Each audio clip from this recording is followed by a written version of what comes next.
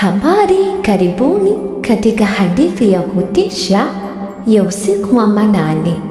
Zamda alikuwa akitembea peke yake usiku barabarani. Kwa ghafla akasikia sauti ya kunong'ona, Zamda, Zamda.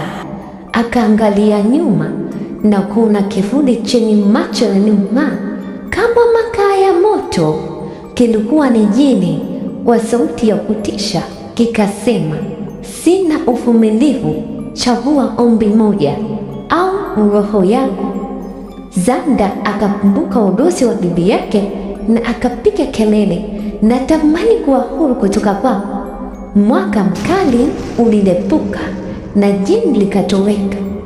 Lakini kila kunapotokea dhoruba, bado anasikia kunong'ona kwake, Zamda, tutaonana tena.